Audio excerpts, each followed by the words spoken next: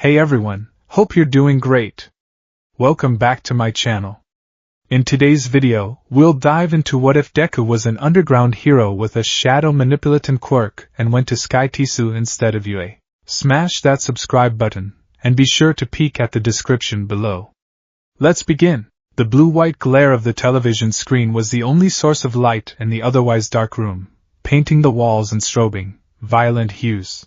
On the screen, the hero known as Empty Lady, currently in her gigantified form, delivered a clumsy but effective kick to a monstrous villain whose quirk had turned him into a writhing mass of sewage and scrap metal. The crowd, held back by police barricades several blocks away, roared with approval as the villain splattered against the skyscraper. The camera zoomed in on Empty Lady's winking face as she delivered her signature line. "Leave it to the pros, folks!" "Canyon cannon!" Izuku Midoriya didn't even flinch. His green eyes, sharp and analytical, remained fixed on the screen, but he wasn't watching the spectacle. He was watching the periphery. He noted the 3-second delay before the police force advanced, the inefficient C-shaped cordon they'd established, and the way the news helicopter's downdraft was fanning the noxious fumes from the villain's body directly into a residential district. He saw the cracked spiderwebbing across the face of the office building that had served as a backboard for Empty Lady's attack. Structural damage. Potential civilian casualties from falling debris. A cleanup and decontamination effort that would cost the city millions. He clicked the television off with a remote, plunging the room into a comfortable, familiar darkness. The silence that followed was broken only by the soft scratch of his pen against paper. Public approval rating high, he murmured to himself, his voice a low, steady hum. Tactical efficiency low. Collateral damage severe. Net result, a win for the cameras, a loss for the city. His room was less a teenager's bedroom and more a strategist's command center. The walls were not adorned with the beaming, sun-bright smile of All Might. There were no action figures in triumphant poses. Instead, one entire wall was covered by a massive, corkboard-mounted map of Muzurifu and its surrounding districts. Red, yellow, and blue pins dotted the map like a strange constellation, connected by a web of colored string. Red for confirmed villain syndicate activity. Yellow for areas with high rates of petty crime. Blue for the patrol routes of prominent daylight heroes.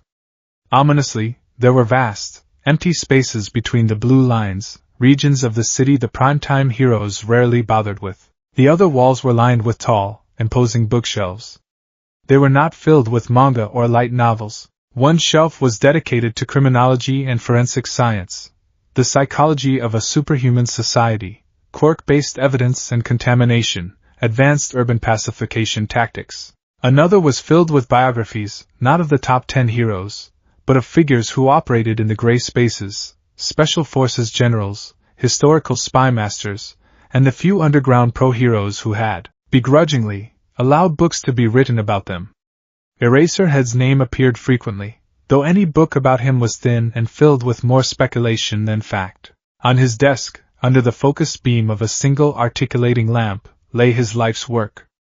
Not one notebook titled, "Hero Analysis for the Future," but a dozen of them, each one meticulously organized. They weren't filled with hopeful sketches and fanbish praise. They were stark, clinical, and brutally honest. They contained diagrams of takedown maneuvers, analyses of quirk weaknesses based on observed biometrics, and flowcharts for optimal containment strategies. His handwriting was small and precise, his drawings more like anatomical studies or engineering blueprints than hero fan art. He was 15 years old, and he had long ago dissected his childhood dreams, found them wanting, and built something new, something colder and sharper, from the pieces. The memory of the day the dream had died, or rather, been reborn, was as clear to him as the ink on his pages. He had been 7. The day was bright and loud, the sun pouring down onto the streets, as he walked hand in hand with his mother. They were returning from a department store, a small All Might keychain clutched in his sweaty palm. It was a day like any other, until it wasn't. A roar of fury and the screech of tortured metal ripped through the afternoon calm. A man, his body encased in a thick, jagged armor of bone, had just torn the door off a security van. He was a walking fortress, bone plates shifting and grinding over his skin. The name, as the news would later report, was Carapace. Civilians screamed and scattered.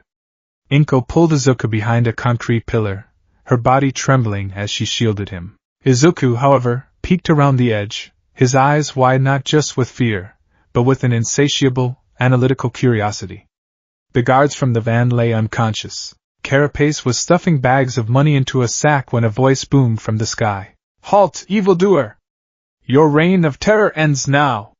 For I am here!" Captain Comet descended in a shower of golden light, his cape billowing behind him. His quirk was Plasma Bolt, and he was a rising star in the hero rankings, known for his flashy style and charismatic media presence. "Ah, Captain Comet!" Carapace sneered, his voice muffled by his bone helmet. "Come to get your picture taken? Only the picture of justice being served," the hero declared, striking a pose for the news cameras that were already converging on the scene.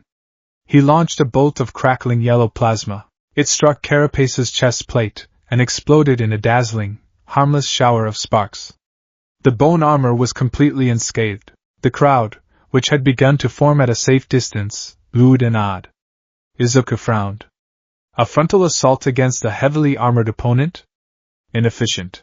Captain Comet, undeterred, fired again and again. Plasma bolts slammed into the street, melting craters into the asphalt.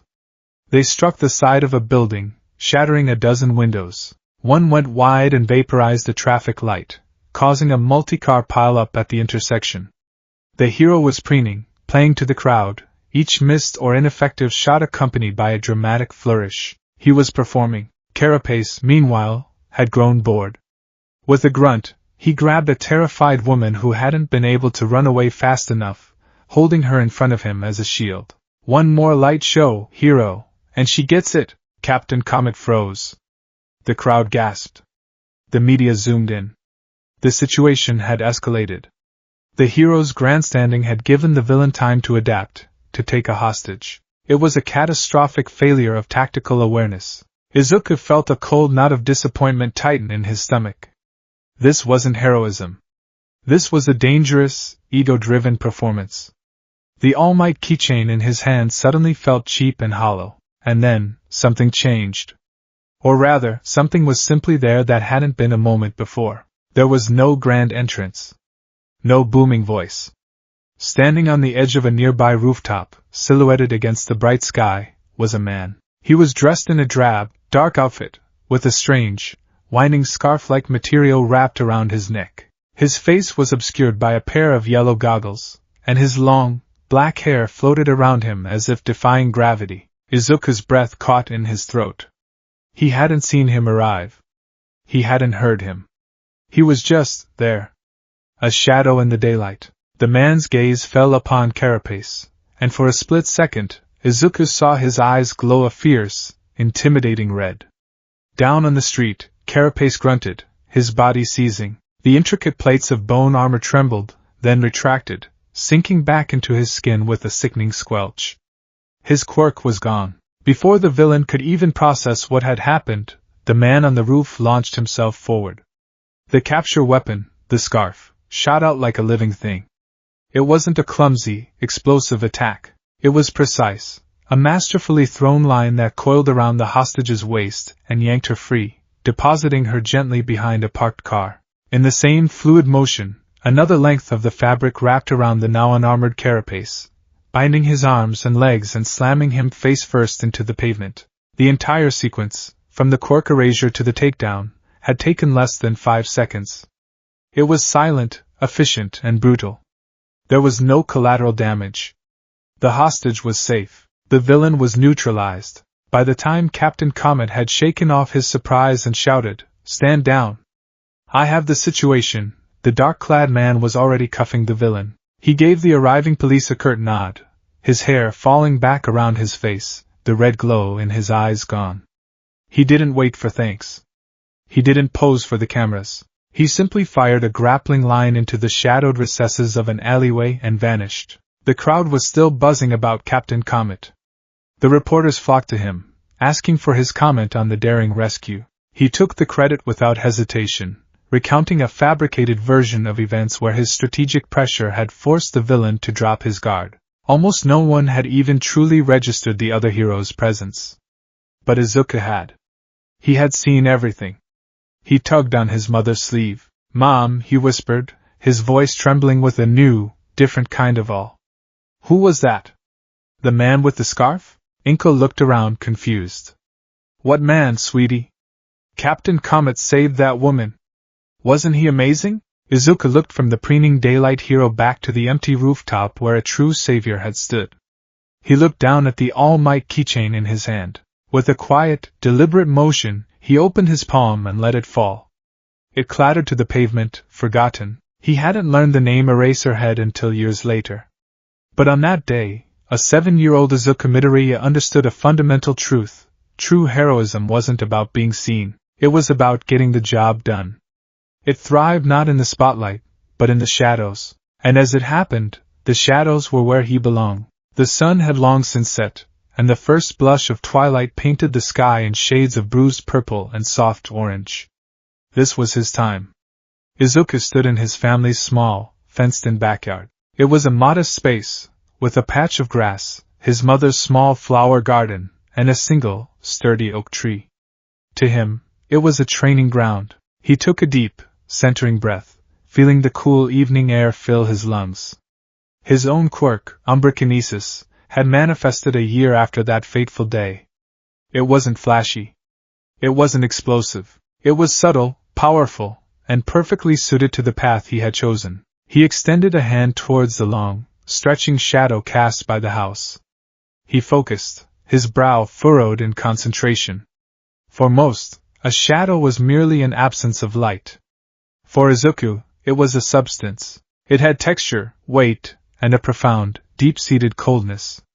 He felt it respond to his will, a silent thrum of energy that only he could perceive. He curled his fingers, and the edge of the shadow on the grass thickened, darkening from a flat gray to an impossible, light-devouring black. It peeled away from the ground, no longer a two-dimensional projection but a tangible, three-dimensional ribbon of pure darkness. This was shadow weaving. He guided the ribbon through the air, making it dance and twirl like a gymnast's streamer. With another flicker of thought, he hardened it. The fluid darkness solidified, its edges sharpening to a razor's keenness. He held in his hand a blade of solid night, 2 feet long, that gave off an almost palpable chill. It made no sound as it cut through the air. He practiced a few basic katas, his movements economical and precise. He wasn't training to be a swordsman, he was training for versatility. The blade dissolved back into a liquid tendril at his command. Next, he turned his attention to the shadow of the oak tree and the shadow of the fence. They were 20 feet apart. He took a relaxed stance, his eyes darting between the two pools of darkness. This was the hardest technique to master, the one that had left him nauseous and disoriented for months when he first started practicing. Shadow step. He sank into the shadow at his feet. The sensation was bizarre and instantaneous. It was like plunging into a pool of cold silk, the world dissolving into a brief, soundless vortex of absolute black. There was no sense of movement, only a feeling of transition. A half-second later, he emerged, rising silently from the shadow of the fence on the other side of the yard. No sound. No flash of light. He was simply here, then there. Perfect for infiltration, for evasion, for a silent takedown. He tested his limits, stepping from the fence's shadow to the small, fleeting shadow of a garden gnome, then to the underside of the porch steps. Each jump was a small, cold plunge. He could feel the strain, a creeping exhaustion that felt like his body temperature was steadily dropping. Overuse was dangerous, leading to a state of chilling torpor that could last for hours. He knew his limits intimately. Finally, he held his hand over his own shadow. He pushed a small, specific piece of his will into it. His shadow detached from his feet, retaining his shape but remaining utterly flat. It slithered across the lawn like a spill of ink, a two-dimensional scout. He called it his echo. It was a non-corporeal extension of his senses. Through it, he could see and hear, though everything was muted, grayscale, and indistinct. The echo slipped under the back door, scouting the empty kitchen before he called it back, the shadow form reattaching to his feet with a faint, psychic snap. His quirk was a part of him, but he knew better than to rely on it alone. After his shadow training, he moved to the small, open patch of grass. The next hour was a grueling routine of bodyweight exercises. Push-ups until his arms burned, sit-ups until his core screamed, burpees until his lungs felt like they were on fire. He practiced parkour, vaulting over the fence, climbing the thick trunk of the oak tree, his movements fluid and quiet. An underground hero couldn't afford to be clumsy. He had to be strong, fast, and agile, a physical phantom as much as a spectral one. He was just finishing his cool-down stretches when the back door slid open. "Izuku? It's getting late. I brought you some tea." Inko Midoriya stood in the doorway, a tray in her hands. She wore a worried smile that didn't quite reach her eyes. Her gaze flickered over him, noting the sweat on his brow, the dirt on his clothes, and the deep, abiding intensity in his eyes that had long ago replaced the bright-eyed wonder of his childhood. "Thanks, Mom," he said, his voice soft as he took the cup. The warmth spread through his chilled fingers, a welcome comfort. She watched him for a moment, her brow creasing. "You're pushing yourself so hard." "It's necessary," he replied, taking a sip. "I know," she sighed, wrapping her cardigan tighter around herself. "But this path you've chosen, Izuku. The underground heroes, it's so dangerous. It's dark." He met her gaze, his expression softening. He knew this was hard for her. For a long time, she had held on to the hope that he would choose a safer path. When he'd first told her he wanted to go to a hero school, she had been thrilled.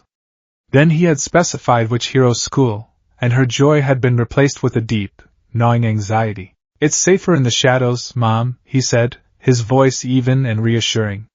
It was an old argument, one they had revisited many times. They can't hit what they can't see. Daylight heroes make themselves targets. They stand in the spotlight and invite villains to take a swing. I don't want to be a target. I want to be the one who takes the villain down before they even know I'm there. "But you'll be alone," she whispered, the deepest of her fears laid bare. "No one will see the good you do. No one will be there to help you if you get hurt." He set his cup down and stepped forward, placing a hand on her shoulder. His hand was calloused and cool to the touch, but his gesture was warm. "I won't be alone," he said firmly. "I'll have a team. Professionals. People who think the way I do. That's why I have to get into the right school. That's why I have to be the best." Her expression wavered, but she nodded, a fragile acceptance dawning in her eyes. She trusted him. She didn't understand his world, but she understood his conviction. She reached up and brushed a stray lock of green-black hair from his forehead. "Just be careful," she said. "Promise me." "I promise, Mom." The clatter of the mail slot from the front of the house made them both jump. It was a sharp, metallic sound that cut through the quiet evening. Izuku's heart, for all his stoic control, gave a sudden, powerful lurch. It was time. The results for the high school entrance exams were being delivered. For weeks, a low-level tension had simmered in the Midoriya household. Izuku had applied to only one hero course, not the media-centric, world-famous UA High, the alma mater of All Might and the dream of nearly every aspiring hero in Japan. He had applied to Shiketsu High, known for its militaristic discipline, its rigorous and unforgiving curriculum, and its deep connections to government agencies and underground hero networks. Shiketsu was the polar opposite of UA. Where UA produced symbols of peace, Shiketsu forged professional, efficient operatives. Its motto was obligation, dignity, discipline. It was exactly where he needed to be. He walked back into the house, his mother trailing nervously behind him. There on the floor of the entryway lay a single, stark envelope. It was made of thick, heavy cardstock, a forbidding shade of charcoal gray. In the top corner, embossed in silver foil, was the severe, stylized S and H crest of Shiketsu High. He bent down and picked it up. It felt heavy in his hand, heavy with the weight of his future. He ran a thumb over the crisp edge. He had passed the written exam with a perfect score, he was sure of it. But the practical exam had been a unique challenge. It wasn't about robot smashing or earning rescue points in a flashy simulation. It was a complex, multi-stage test of intelligence gathering, stealth, and threat neutralization against highly advanced AI and skilled role players. He had done well, he thought. He had completed all objectives without being detected once. But he had heard whispers that Shiketsu's instructors sometimes failed applicants, for being too covert, for lacking a certain heroic presence. Inko wrung her hands. Well?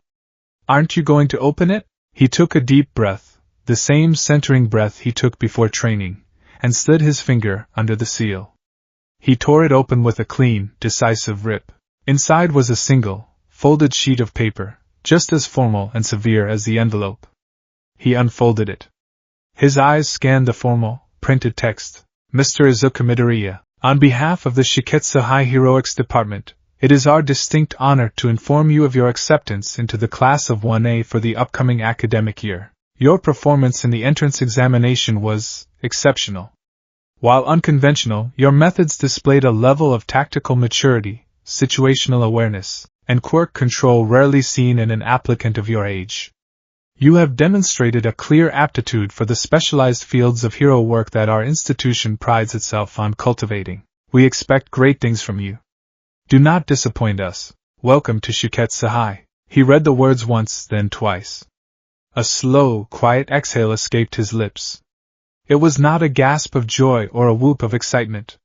It was a release of a tension he hadn't fully realized he was holding. It was the feeling of a key turning in a lock, of a path that had until now only existed in his mind finally solidifying into a tangible road beneath his feet. Inko peered over his shoulder, her eyes quickly finding the word acceptance. A teary, relieved sob broke from her lips. Oh, Izuku! You did it! You really did it! She threw her arms around him, and for a moment, he let himself sink into the embrace, the stoic mask of the strategist falling away to reveal the son who had just accomplished his goal. When she pulled back, she saw a look on his face she hadn't seen in a very long time. It wasn't the wide, beaming grin of his childhood, but it was a genuine smile. It was small, sharp, and filled with a fierce, burning determination. It was the smile of a predator that had just been let into the perfect hunting ground. He looked down at the letter, then his gaze drifted to the dark window, to his faint reflection superimposed over the night outside. The world needed heroes who could fight in the dark, where the light of the cameras and the smiles of the symbols couldn't reach. It needed protectors who worked unseen, who solved problems before they became tragedies, who upheld justice without needing applause. It needed a ghost. A whisper. A shadow. A name came to his mind, a title he had chosen for himself long ago, inspired by the ancient primordial goddess of the night. It felt right. It felt like a promise. Nix. His smile widened. The first step was taken. His path had begun. The train ride had been a quiet affair, a gentle rocking that did little to soothe the coiled spring of anticipation in Izuku's chest. He had spent the journey staring out the window, not at the passing scenery, but at the shifting interplay of light and shadow on the carriage walls, his mind already running tactical simulations. Now, standing before the main gates of Shiketsu High, he understood that no amount of mental preparation could have fully captured the sheer, oppressive gravity of the place. The gates were not merely large, they were monumental.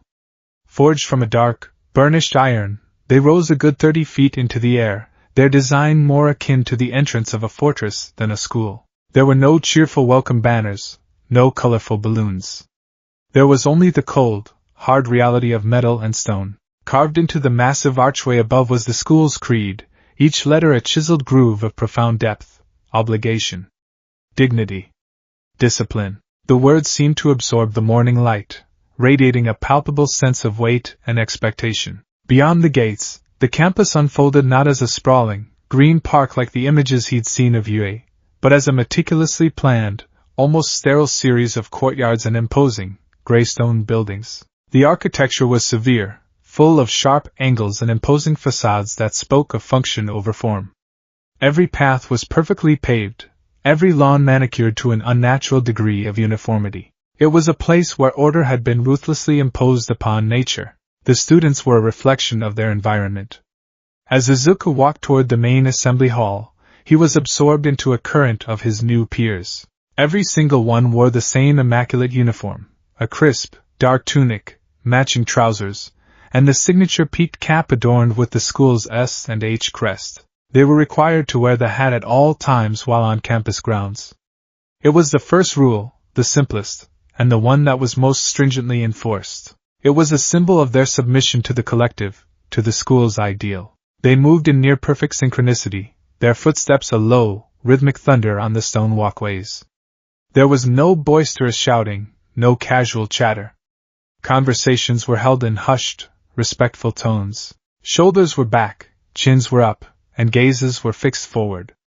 It was a river of disciplined purpose, and Izuku, in his own perfectly pressed uniform, was just another drop.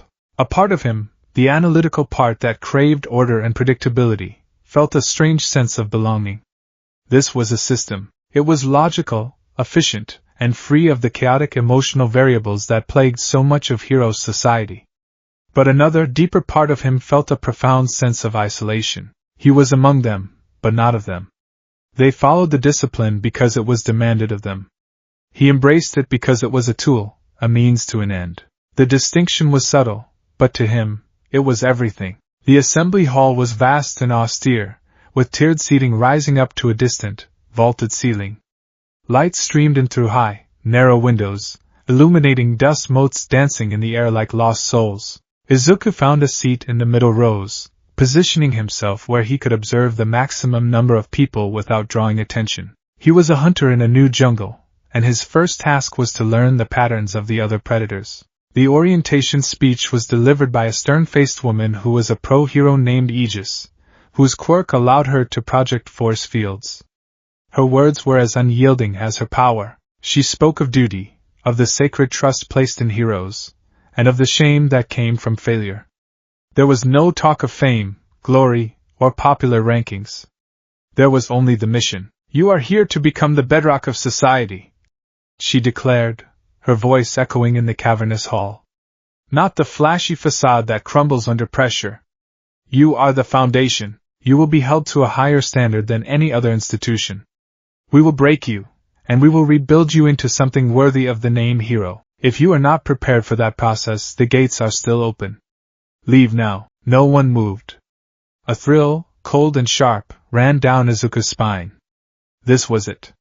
This was the forge he had been looking for. After the assembly, the students of Class 1A were directed to their homeroom. It was here, in the slightly less formal setting of the classroom, that the rigid discipline began to show its first cracks, allowing individual personalities to seep through. And it was here that Izuku had his first real interactions. He had barely taken his assigned seat when a voice like a thunderclap shattered the room's quiet dignity. "Greetings, classmate!" Izuku looked up to see a mountain of a boy standing beside his desk.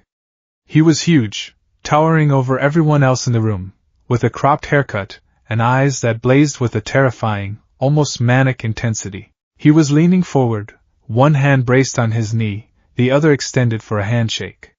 His smile was a massive, toothy slash across his face. This had to be Inasa Yorashi. Izuku had read about him.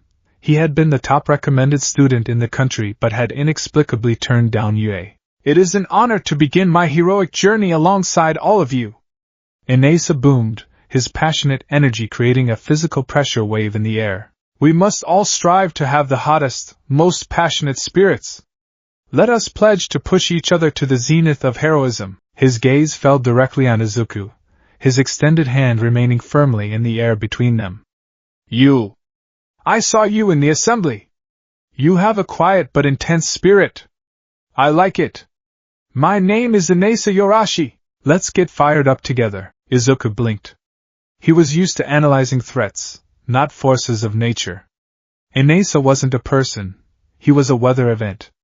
The offered handshake was a demand for participation in his storm of enthusiasm. Izuku had no interest in participating. He gave a short, polite nod. "Izuku Midoriya. It's a pleasure." He didn't take the hand. The effect was instantaneous and profound. Inasa's blazing smile didn't fall, but it flickered, like a fire suddenly starved of oxygen. A flicker of confusion crossed his features. He held the handshake for another moment, as if expecting a delayed reaction, before slowly, awkwardly withdrawing his hand. "Oh. Right. Midoriya," he said, his volume dropping from a roar to a mere shout. "Yes. Good." The energy around him seemed to coalesce into a palpable aura of disappointment. He couldn't comprehend it. Passion was the fuel of a hero. A refusal to engage, to share in that burning spirit was, what? Arrogance? Apathy? To Inasa, it was an insult to the very concept of heroism. He straightened up, his broad shoulders seeming to block out the light. He looked down at Izuku, his intense gaze now laced with a sliver of suspicion. Izuku met his gaze evenly, his own expression unreadable, a placid lake to Inasa's raging bonfire. The first, invisible line had been drawn. Before the awkward silence could stretch further, another voice, this one cool and laced with condescension, cut in from the side. Such a lack of decorum is unbecoming of a Shiketsu student, Yorashi. Your passion is excessive. It borders on undignified. Izuku turned his head slightly. Sitting one row over was a boy with slicked back, purple-gray hair and severe, narrow eyes. He sat perfectly upright, his hands clasped on the desk before him, his school-issued hat casting a sharp shadow over his brow. This was Seiji Shishikura. Izuku had noted him during the assembly, a student who seemed to personify the school's motto to an almost fanatical degree. Seiji's critical gaze slid from Inasa to Izuku. He had witnessed the failed handshake, and his lips curled into a faint, disdainful sneer. And you, he said, his voice low and precise. While your composure is preferable to his outburst, I have heard whispers about your performance in the entrance exam. All stealth. All shadow. An approach more suited to a villain than a hero. Izuku raised an eyebrow, the first sign of emotion he'd shown. The objective was to neutralize the targets and retrieve the data without being compromised. He stated, his voice flat. I succeeded. Success is not the only metric. Seiji retorted smoothly. A hero's duty is to be a paragon. A symbol of integrity and dignity for the public to witness and admire. We are meant to inspire confidence, not operate like common spies or assassins in the dark. Such a focus on so-called underground work is a dereliction of a hero's most noble obligation, to be seen, and to be a pillar of society. Izuku held his gaze for a long moment. He could have dismantled Seiji's argument piece by piece. He could have cited the countless incidents where public-facing heroes had failed, where their need for an audience had endangered civilians. He could have argued that a pillar is useless if the foundation it stands on is rotten, and that it's the job of underground heroes to tend to that foundation. He did none of those things. It would be a waste of breath. Seiji wasn't interested in a debate. He was interested in judgment. So Izuku simply said, I see, and turned to face the front of the classroom. The conversation terminated as effectively as if he had built a wall between them. Seiji was taken aback, his mouth slightly agape. He had expected an argument, a defense, something to tear apart. To be met with such complete and utter dismissal was, in its own way, more insulting than any retort. He narrowed his eyes, a new name and face now firmly filed away in his mental registry of the undignified. Whoa, heavy vibes! A new voice chimed in, light and airy as a summer breeze. You, totally ghosted him. It was epic. Izuku glanced to his other side. A girl with fawn-colored hair leaned over her desk, propping her chin on her hands. Her uniform was, technically, correct, but she wore it with a kind of casual slouch that defied the school's rigidity. Her cap was tilted at a jaunty angle. Kami Utsushimi. She beamed at him, a stark contrast to Inasa's fiery intensity and Seiji's cold judgment. I'm Kami. And you're the mystery guy, right? Izuku Midoriya. You're super quiet but everyone's talking about you. They said you aced the practical without anyone even laying eyes on you. What's your quirk? Is it something stealthy? That's totes cool. Her words were a rapid-fire stream of consciousness, friendly and disarmingly direct. Izuku found himself, for a moment, on the back foot. She wasn't challenging him or judging him. She was genuinely, unabashedly curious. Something like that, he answered, his voice noncommittal. Ooh, playing it close to the chest, she said with a little giggle, not at all deterred. I get it. A man of mystery. That's a whole vibe. But for real, your face when that loud guy tried to shake your hand? Priceless. And then the way you shut down Mr. Fancy Pants? You're like a black hole of social interaction. Nothing escapes. It's fascinating. Despite himself, the corner of Izuku's mouth twitched. I wouldn't put it that way, I would, she insisted, her eyes sparkling. It's like you're running 1,000 thoughts a minute behind those eyes but only letting, like, one word out. It's a legit power move. Before he could formulate a response to that particular analysis, their homeroom teacher, the pro-hero Ms. Nagato, entered the room. Her quirk was omnisense, allowing her to perceive her surroundings through vibrations, heat signatures, and ambient energy. It was said she could map an entire building just by standing inside it. Her presence commanded immediate silence. Kami shot Izuku a quick wink before snapping to attention. "Welcome to Class 1A," Ms. Nagato said, her voice devoid of warmth. "Your orientation is over. Your training begins now. Proceed to Training Ground Gamma. Full gear. You have 10 minutes. Training Ground Gamma was a sprawling, meticulously detailed replica of a dense urban district. Crumbling brick facades stood next to sleek glass and steel office buildings. Narrow, garbage-strewn alleyways opened into wide, multi-level plazas. A network of catwalks and fire escapes crisscrossed between the buildings, and a dark, foreboding subway entrance hinted at a subterranean level. It was a tactical playground, and for Izuku, it felt more like home than any classroom. The class stood assembled, now clad in their hero costumes. Inasa's was simple, consisting of sturdy gear and a heavy coat, with various nozzles and vents that likely helped him control his quirk. Seiji's was almost theatrical, a high-collared, formal-looking uniform that resembled a military dress coat, reinforcing his obsession with dignity. Kami's was a sleek, black catsuit with a few pouches, practical and understated. Izuku's own costume was the physical manifestation of his philosophy. It was made of a non-reflective, dark gray, noise-dampening fabric. There were no bright colors, no flashy logos. The only adornment was a subtle, deep green trim along the seams. He wore a simple utility belt with pouches for basic first aid, smoke pellets, and high-protein ration bars. The most important feature was his mask. It covered the lower half of his face, containing a rebreather and a voice modulator, while a tinted visor concealed his eyes, hiding his gaze and protecting him from sudden flashes of light. He was a featureless silhouette, a man designed to blend into the shadows. He was Nyx. Ms. Nagato stood before them, her eyes closed as she took in the environment. "Your first official training exercise is Operation Silent Bell. Your objective is simple. Within this training ground, there are 3 designated data caches. Your individual task is to locate and retrieve one of these caches and bring it back to the starting point. The caches are defended by an army of autonomous robotic sentinels. These sentinels are programmed to be highly aggressive. If a sentinel identifies you, it will attempt to neutralize you. If you are struck by a sentinel's stun baton, you are out." She paused, letting the information sink in. "There is one final, crucial condition. In the center of the training ground is a sonic alarm, the silent bell. It is tied into the sentinel's network. If any sentinel initiates its high alert protocol, triggered by sustained combat, loud noises, or significant environmental destruction, the bell will activate.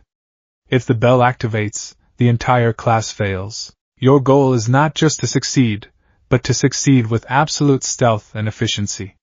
This is a test of subtlety, not strength. Begin." With that, the class scattered. Izuku melted away not into the crowd, but into the nearest shadow. Inasa Yorashi, predictably, chose the exact opposite approach. "All right. A test of spirit. Let's do this with passion," he roared, blasting off the ground in a controlled cyclone of his own making. He soared into the air, a highly visible target, and began his reconnaissance by creating massive gusts of wind to try and literally blow the sentinels over. The result was a plume of dust and debris that could be seen from across the entire training ground, immediately drawing a dozen sentinels to his position. Seiji Shishikura tooted at the display. "Crass," he muttered before striding purposefully down a main street. When a sentinel rolled out from an alley to confront him, its single red optic glowing, Seiji didn't hide. He stood his ground. "You are an affront to this exercise's dignity," he announced to the machine. He clapped his hands together, and a chunk of his own flesh peeled away, which he then masterfully molded and launched at the robot. The meatball struck the sentinel, and in a grotesque, fleshy expansion, folded and compressed the machine into a writhing, pulsating ball of meat and metal. It was effective, certainly, but it was also a direct, noisy confrontation. Another sentinel's optics swiveled to focus on his position. From his vantage point, crouched in the deep shadow of a water tower 2 blocks away, Izuku observed it all. He had already located all 3 caches. His echo, his flat shadow scout, had slithered through the streets, under doors, and through ventilation shafts, mapping the entire area and the Sentinel's patrol routes within the first 90 seconds. It was a perfect, real-time intelligence network that none of his classmates could match. He saw Inasa's whirlwind of chaos and Seiji's righteous purges. They were magnets for the Sentinels, drawing the metallic school of fish towards them. They were creating the perfect diversion. Amateurs, he thought, though not with scorn. It was a simple statement of fact. They saw the Sentinels as obstacles to be overcome. He saw them as a current to be navigated. His target was the cache on the 3rd floor of a mock office building. The main entrance was guarded by 2 Sentinels, and another was patrolling the plaza out front. To get there, he would have to cross 200 feet of open ground. He didn't run. He simply waited for a cloud to pass over the sun, casting the street below in a momentary gloom. That was his opening. He activated his quirk. The world, to him, was a tapestry of light and darkness. He saw the sharp, dark line of the water tower's shadow, and the pool of black beneath a parked car 50 feet away. He took a centering breath, the rebreather hissing softly, and sank into the shadow at his feet. The world dissolved. For a fraction of a second, there was nothing but a profound, silent cold. Then, reality reasserted itself. He rose like smoke from the shadow of the car, his movements utterly silent. The sentinel patrolling the plaza rolled past, its optics scanning the street, passing right over his position without a flicker of recognition. He was just another shadow in a world full of them. He repeated the process, a silent, instantaneous leap. Shadow step. From the car to the sliver of darkness under a doorway. From the doorway to the long, thin shadow cast by a flagpole. He moved across the open space in a series of imperceptible jumps, a ghost flitting between islands of night. He reached the base of the office building. The front was too exposed. He circled around to the back alley. A lone sentinel stood guard. He could try to bypass it, but that carried a risk of detection. Neutralization was the more certain path. He pressed himself flat against the brick wall, allowing his costume and his umbral cloak, a thin, shimmering veil of shadow he wrapped around himself, to render him virtually invisible. The Sentinel's patrol route was a simple back-and-forth pattern. Predictable. As it rolled past his position, Izuku acted. He didn't move his body. He extended a hand, and from the dense shadow of a dumpster, a tendril of solidified darkness lashed out. It was not a clumsy, blunt instrument. It was a surgeon's tool. The tip was honed to a needle-sharp point. It didn't slam into the robot's chassis. It slid silently into the hair-thin gap around the access panel for its primary power core. With a flick of Izuku's will, the tendril twisted, severing the connection. The sentinel stopped dead. Its red optic flickered twice, then went dark. There was no explosion, no clatter of falling metal. It simply ceased to function. A clean, silent kill. He slipped past the deactivated machine and scaled the fire escape, his movements quiet and economical. He reached the 3rd floor and pried open a window. The cache, a small, glowing blue briefcase, was on a pedestal in the center of the room. 2 more sentinels stood inert, in standby mode, one on each side. They would activate the moment the case was lifted. This was a classic trap. The obvious solution was to fight them. The better solution was to not give them the chance. He remained in the shadows by the window, extending 2 thin, dark tendrils. One snaked across the floor, silent as a whisper, and wrapped around the handle of the briefcase. The other rose up to the ceiling, positioning itself directly above the room's single light fixture. He took a breath. And acted. The shadow tendril snatched the briefcase from the pedestal. Simultaneously, the other tendril solidified into a flat, wide sheet of absolute black, blanketing the light fixture and plunging the room into pitch darkness. The sentinels activated, their optics glowing to life. But they activated into a world of pure sensory deprivation. Their optical sensors were useless. Before they could switch to thermal or acoustic tracking, Izuku was already in motion. He shadow-stepped from the window's shadow to the now massive shadow that filled the entire room. He emerged next to the floating briefcase, snatched it out of his tendril's grasp, and immediately shadow-stepped back to the window, all in the space of a single second. He slipped out of the window and back onto the fire escape just as the sentinels, disoriented, began a blind search pattern, their movements clumsy and loud in the darkness. He had the prize. He had never been there. The return trip was even faster. Inace's chaotic windstorm had now drawn the attention of nearly 2/3 of the active sentinels, creating a massive blind spot on the opposite side of the training ground. Izuku exploited it ruthlessly, using a series of long-distance shadow steps to cross entire city blocks in the blink of an eye. He arrived back at the starting point, the blue briefcase in hand, and placed it at Ms. Nagato's feet. She stood with her eyes still closed, a small, unreadable smile on her face. "Time?" Izuku asked, his voice slightly distorted by the modulator. 6 minutes, 27 seconds, she replied without opening her eyes. 0 alarms. 0 personal detections. First clear. Izuku gave a curt nod and retreated to the designated waiting area, his work done. He watched as, 10 minutes later, Seiji arrived, dragging a misshapen ball of flesh and metal that contained his cash. 15 minutes after that, a battered and dusty Inasa landed with a triumphant crash, holding his own briefcase high. He had 5 stun-bat and scorch marks on his coat, but he hadn't been directly hit, so he was still in.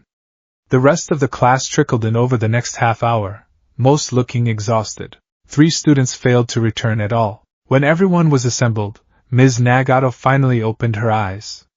They were a piercing, analytical gray. "Exercise complete," she announced. "The silent bell was not triggered. In that, you have collectively succeeded. However, the individual results are illuminating." Her gaze swept over the class. "Yurashi, you retrieved your objective, but your methods were crude and loud. You drew the attention of 17 sentinels and were nearly neutralized on 5 separate occasions. You mistook chaos for strategy. It was a victory of brute force, not skill." Inasa's proud expression faltered, but he nodded, accepting the critique with a grimace. "Shishikura," she continued, "your approach was more direct. You neutralized your targets efficiently. However, you engaged 4 sentinels in direct combat, creating localized disturbances that put the mission at risk. Your belief in confrontation is a vulnerability." Seiji's jaw tightened, but he remained silent. Then, Ms. Nagato's gaze settled on Izuku. "Midoriya," the entire class turned to look at him. "Your performance, on paper, was perfect," she said, her voice holding a strange, new tone. "Fastest time. 0 alerts triggered. 0 environmental damage. You were never once detected by the Sentinel network. By all objective metrics, you were flawless." A murmur went through the students. Kami gave him a thumbs up. "However," Ms. Nagato continued, and the word hung in the air like a guillotine, "it was a failure of principle. It was effective, but it was not heroic." Izuku's head tilted slightly. The visor hid his eyes, but his entire posture screamed of a silent question. Ms. Nagato seemed to sense it. "A hero, even one who operates from the shadows, must be a presence. They must inspire confidence in allies and trepidation in foes. Your movements, your entire methodology, you were a void. A complete absence. You did not overcome the obstacles, you simply acted as if they weren't there. You neutralized the sentinel with a surgical strike from the darkness. You stole the objective from a guarded room without ever setting foot inside. You were a ghost, a rumor. That level of absolute stealth is unnerving. It does not inspire trust. It inspires fear of the unknown. Shiketsu does not train ghosts, Midoriya. We train heroes. Remember that." The critique hung in the silence. It was the ultimate paradox. He had followed the rules of the exercise to absolute perfection, and for that, he was being told he had failed in spirit. He had been so effective that he had become something other than a hero in their eyes. He didn't argue. He just stood there, processing the data. Shiketsu's definition of an underground hero was different from his own. They wanted a silent professional, but one who still had a recognizable, heroic presence. A quiet knight, not a formless phantom. It was a variable he had not anticipated. As the class was dismissed to the locker rooms, a heavy hand fell on his shoulder. Midoriya, he turned. Inasa Yorashi stood behind him, his face no longer beaming. His intense eyes were filled with a burning, genuine confusion. I don't get you, Inasa said, his voice a low rumble. I just don't get it. I was watching. The whole time, I was fighting with everything I had. I was putting my spirit on the line against those machines. Shishikura was facing them head-on with his sense of duty. We were fighting, he gestured vaguely at Izuku's pristine, unmarked costume. But you were just gone. It was like you weren't even part of the same test. Nagato-sensei was right. There was no fire. No passion. Where was your heart out there? Izuku looked at Inasa. He saw the scorch marks on his coat, the sweat on his brow, the raw, bleeding passion in his eyes. He saw a hero who equated heroism with struggle, with a visible, fiery clash of wills. And in that moment, Izuku understood the fundamental, unbridgeable chasm that lay between them. He reached up and deactivated his voice modulator, his own unaltered voice emerging, quiet and sharp as a shard of ice. The objective wasn't to show heart, Yorashi, he said, his gaze unwavering and cold.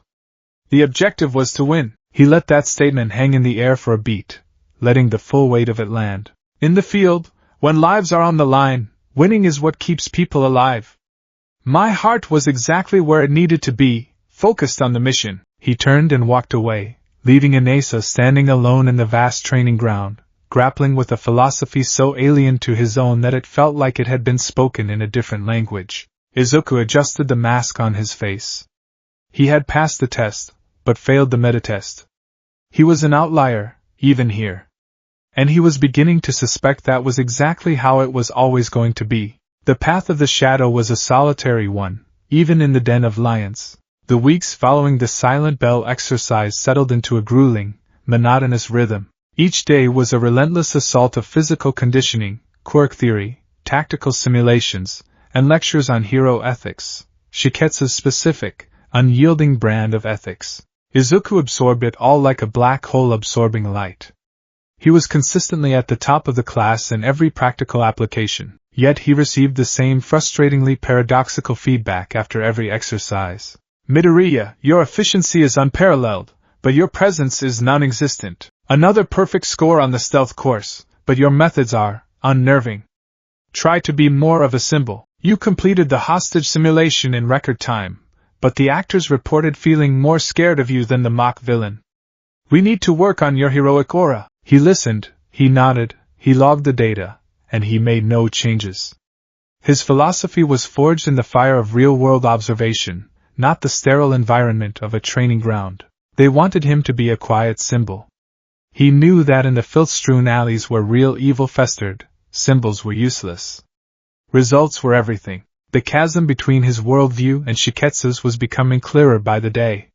He was learning their methods, mastering their techniques, but he refused to adopt their ideology. He was a weapon being sharpened in their forge, but he would never truly belong to them. This fundamental disconnect fueled a growing restlessness within him. The simulations were becoming predictable, the theoretical lessons redundant. He was learning in a vacuum, and his skills, honed for the chaotic reality of the streets, felt stifled. An animal bred for the hunt does not thrive in a cage, no matter how well made. So, he made a decision. A logical, reckless, and utterly necessary decision. He would begin his own training. Real training. Shiketsu's curfew was absolute. All students were to be in their dorms by 10 p.m. Lights out was at 11 p.m. Security patrols, comprised of both robotic sentinels and staff, were frequent and unpredictable. Leaving the campus after hours was strictly forbidden, an offense that carried the penalty of immediate and permanent expulsion. For Izuku Midoriya, these rules were not a deterrent. They were simply another tactical problem to be solved. The first time he slipped out, his heart hammered against his ribs with a nervous energy that was almost exhilarating. It had been weeks since he'd felt this alive. He waited until 1 a.m., when the campus was at its deepest point of slumber. Dressed not in his hero costume, but in simple, dark civilian clothes, black cargo pants, a black hoodie, and soft-soled shoes, he was just another shadow in the night. His mask and visor were tucked away in a small backpack, alongside a basic medkit, a burner phone, and a coil of high-tensile wire. His dorm was on the 3rd floor. The window was equipped with a pressure sensor. He'd spent a week studying it. Using a sliver of solidified shadow no thicker than a piece of paper, he carefully slipped it between the sensor contacts, creating a bypass loop. The system still read a closed circuit, even when he slid the window open. The next obstacle was the patrol routes. He had memorized them. He had spent hours from his window, watching, timing, creating a mental map of the guards' movements and the sentinels' blind spots. There was a 94-second window between the patrol that passed the west wall and the one that rounded the main academic building. He didn't use a rope. Ropes could be seen. He stood on his windowsill, took a breath, and simply dropped. As he fell, he wove a thick tendril of shadow from the building's own shade, catching himself 10 feet from the ground and lowering himself the rest of the way in utter silence. He landed like a cat, his knees bending to absorb the non-existent impact. He was out. He melted into the darkness, using a rapid series of short-range shadow steps to navigate the campus grounds, flitting from the shadow of one manicured bush to the next. The 10-foot perimeter wall was topped with motion-sensing lasers. He didn't go over it. He went under it. His echo, his flat shadow scout, had found a small drainage grate a week prior. It was old, rusted, and forgotten. He used the solidified shadow tool, shaped into a pry bar, to silently lever the grate open. He squeezed through the narrow pipe, the smell of damp earth and rust filling his nostrils, and emerged on the other side of the wall. He was free. The district surrounding Skitesu was a quiet, affluent suburb. It was not his destination. He walked for 15 minutes, sticking to the darkest parts of the street, until he reached the local train station. He used cash to buy a ticket, his face obscured by his hood, and took the last train heading downtown. He got off in the Marikane district. The news called it a revitalization zone. The people who lived there called it the gutter. Here, the clean, orderly world of Skitesu evaporated. The streets were narrow and choked with refuse. The air was thick with the smell of cheap noodles, stale beer, and desperation. Neon signs sputtered and hissed, casting a sickly, colorful pallor on the damp pavement.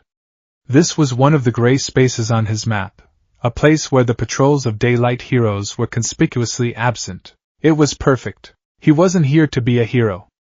Not yet. He was here to be a ghost.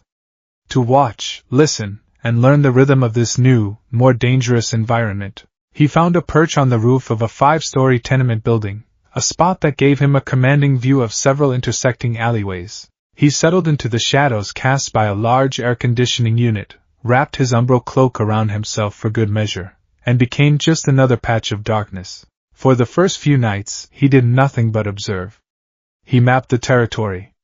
He learned the faces of the local gangs, the locations of back-alley gambling dens, the schedules of illicit deliveries. He saw desperation curdle into petty crime. He watched lives unraveling at the margins of society. It was a stark, brutal education that no Skitesu textbook could ever provide. On his 4th night out, he decided to intervene for the first time. From his rooftop perch, he saw it unfold. A young woman, likely a student from a nearby technical college judging by the portfolio case she carried, was walking home. She was trying to project confidence, but her quick pace and the way she clutched her bag betrayed her fear. 3 men detached themselves from the mouth of a dark alley and fell into step behind her. They were wiry and hungry-looking, their eyes darting around for witnesses. There were none. They cornered her in a narrow side street, pressing her against a graffiti-covered wall. One of them brandished a knife, its edge glinting in the dim light. "Just give us the bag and your phone, little lady," the leader slurred. "Nobody has to get hurt." The woman was trembling, her eyes wide with terror. Izuku's analysis was instantaneous. 3 assailants, 1 armed. Low-level thugs, likely opportunistic. 1 hostage, non-combative. Open-air environment, multiple shadow sources from street lights and neon signs. He didn't announce his presence. He didn't issue a warning. He simply acted. He was on the roof, 50 feet above them. He wove 3 distinct tendrils from the building's shadow. They were thick and solid, ending not in sharp points, but in blunt, heavy fists. They dropped from the sky like silent, black anchors. Thwack! Thwack! Thwack! Each shadow fist struck one of the thugs precisely at the base of the skull. It was a perfectly calculated, non-lethal blow, designed to cause instant unconsciousness. The 3 men crumpled to the ground in a heap, their eyes rolling back in their heads before they even hit the pavement. The entire event took less than a second. The woman stared, dumbfounded, at the pile of unconscious bodies. The knife clattered to the ground. She looked up, searching the rooftops, her mouth agape. She saw nothing but pipes and shadows. From the darkness of his perch, Izuku used his burner phone to make an anonymous tip to the local police precinct, giving the exact location of an attempted assault and 3 suspects awaiting pickup.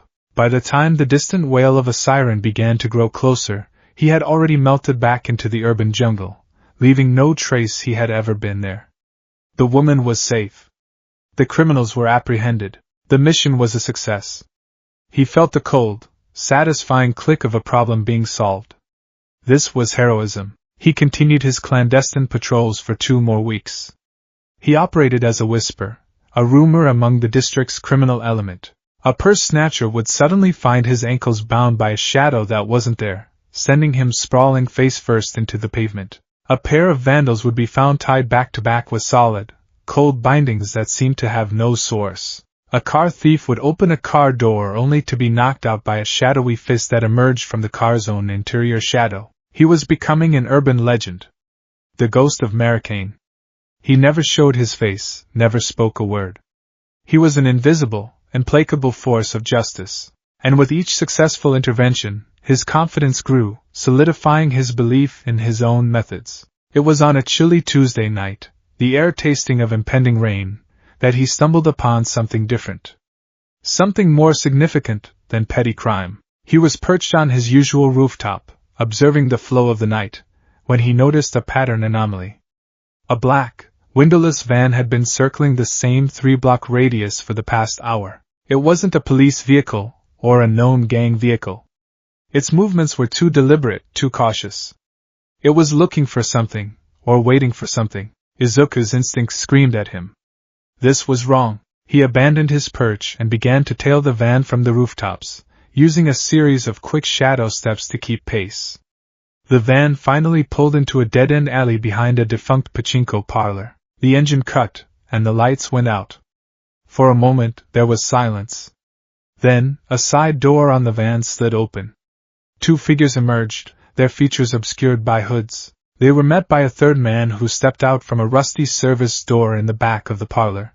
Izuku dropped into the deep shadows at the mouth of the alley, pressing himself into a recessed doorway. He extended his echo, his flat shadow scout, letting it slither across the grimy pavement toward the meeting. Through it, he could hear their hushed, grainy conversation. "You got the stuff?" the man from the parlor asked, his voice a low growl. "We got it," one of the van's occupants replied. He produced a metal briefcase and clicked it open. Even from a distance, through his echo's muted senses, Izuku could feel a strange, corrupting energy emanating from the contents. The case was filled with vials containing a viscous, glowing purple liquid. New batch. Twice as potent as the last one. The boss is calling it rage. Boosts strength and aggression quirks by a factor of 10, but the burnout is messy. The first man let out a low whistle. Damn.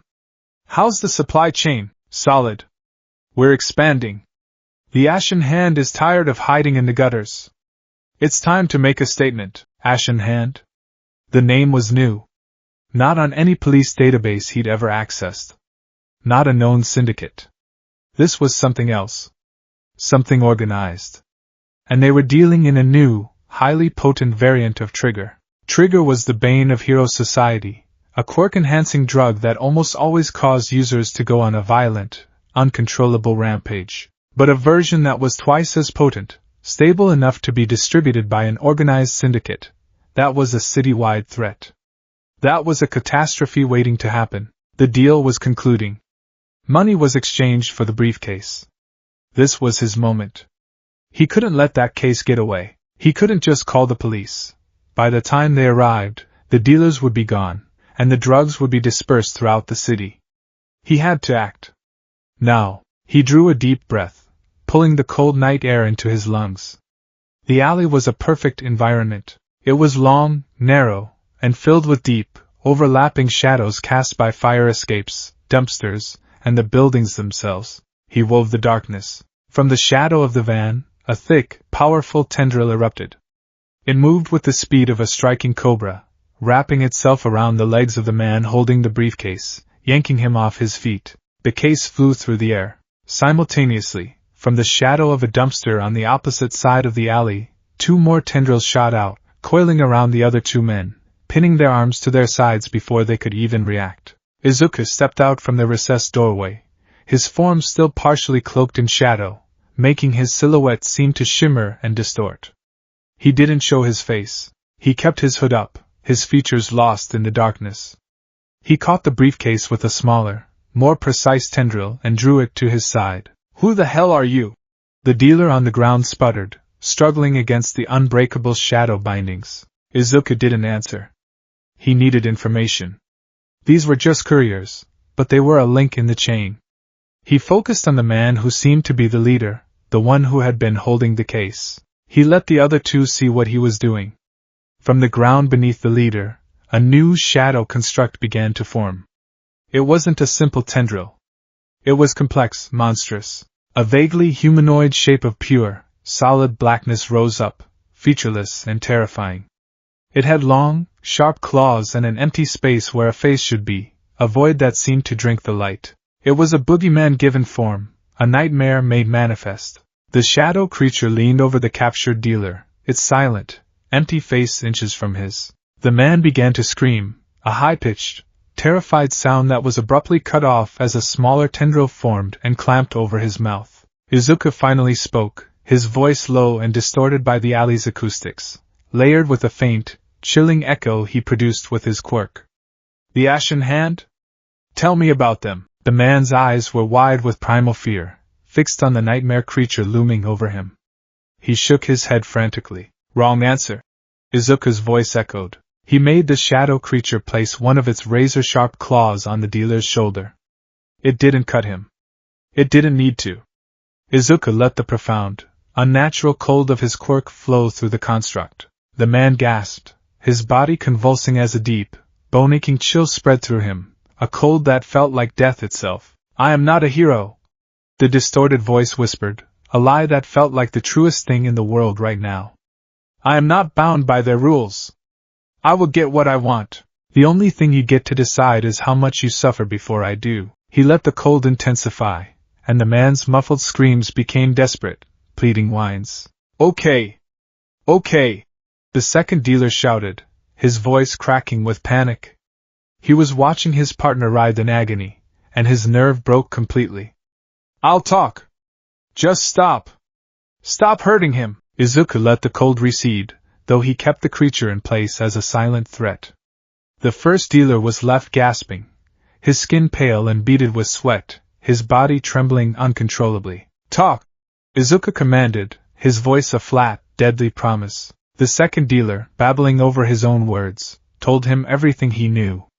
The Ashen Hand was new, barely 6 months old. They were growing fast, recruiting from disgruntled low-level villains and those who felt their quirks were being held back by society. Their leader was a charismatic figure known only as the Analyst. They believed that quirks were a natural power that society sought to shackle and control, and their goal was to liberate quirk users from those chains, by force if necessary. This new trigger variant, Rage, was their first major push, a way to sow chaos and prove their point about the true potential of quirks.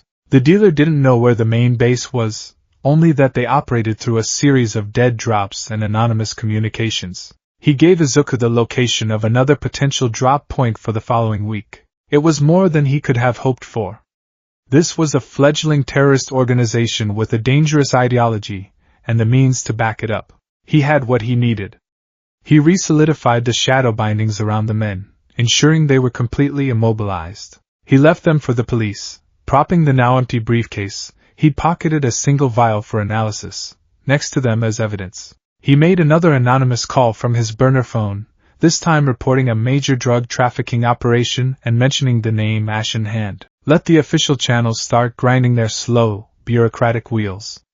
He would be moving much faster. He slipped away into the night, the small vial of glowing purple liquid secured in an inside pocket. The rain finally began to fall, a cold drizzle that washed the grime from the streets and mirrored the chilling unease in his heart. He made it back to the Shiketsu campus with minutes to spare before the pre-dawn security sweep. He slipped through the drainage pipe, traversed the grounds like a phantom, and ascended to his window using another shadow tendril. He disarmed the sensor bypass and slid the window shut just as he heard the faint, rhythmic footsteps of the 5 a.m. guard patrol passing below. He stood in the darkness of his room, the steady beat of the rain against the glass the only sound. He was trembling, but it wasn't from the cold. It was the adrenaline, the residual thrill of the hunt, the encounter. He had held a man's sanity in his hands and had been willing to break it to get what he needed. Ms. Nagato's words came back to him. It does not inspire trust. It inspires fear of the unknown. In the alley, fear had been his greatest weapon. It had been more effective than any punch, any kick, any heroic declaration. He looked at his reflection in the dark window pane. The quiet, analytical student stared back, but for a moment, he thought he could see the distorted, monstrous shadow he had created superimposed over his own face. The line between being a hero who used the dark and becoming a part of the dark itself felt terrifyingly thin tonight. He pulled the vial of rage from his pocket. It glowed with a malevolent, purple light, casting strange, dancing shadows on his face. This was real. This wasn't a simulation. This was a threat that could tear the city apart. And he, a first-year student breaking a dozen school rules, was the only one who seemed to be on its trail. A grim realization settled over him. He had hit a wall. He had a name, the Ashen Hand. He had a lead, a potential drop point for next week. But a syndicate, even a new one, was a hydra. He couldn't fight it alone. Going to the teachers was out of the question. He'd be expelled on the spot. His heroic aspirations turned to dust. His illegal patrols would be discovered, and he'd be branded a vigilante. He would lose everything. But he couldn't just do nothing. He couldn't let the Ashen Hand grow. He sat on the edge of his bed, the vial cold in his hand, and stared at the map on his wall. The red pins seemed to mock him. He was a lone operative, a ghost. But even a ghost can be overwhelmed. For the first time in a very long time, Izuku Midoriya understood that he needed help. Not from the system, not from the pros, but from someone on his level. Someone who could operate outside the rules. His mind began to cycle through the faces of his classmates, analyzing, discarding, assessing. Inasa was too loud, too principled. Seiji was a zealot for the rules Izuku was currently shattering. Then his mind landed on a particular face. A girl with fawn-colored hair, a lazy smile, and eyes that saw more than she let on. A girl who had called his social isolation a legit power move. A girl whose quirk was based on illusion, misdirection, and subtlety. Kami Utsushimi. It was a risk. A huge risk. But as he looked at the glowing purple poison in his hand, he knew it was a risk he had to take.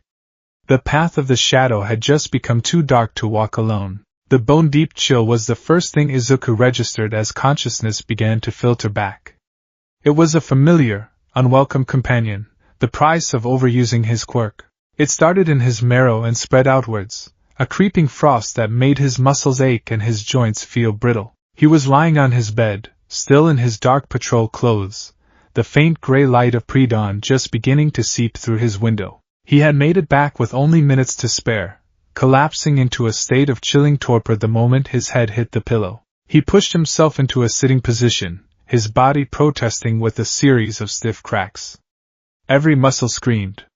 His head throbbed with a dull, persistent ache. He had been pushing himself too hard, running on a dangerous cocktail of adrenaline, caffeine, and sheer willpower for nearly a week. The lead he had gotten from the drug dealers in the alley, the potential drop point, had turned into a dead end. He had spent 3 consecutive nights observing the location, a derelict warehouse near the industrial port, only to find it empty, abandoned.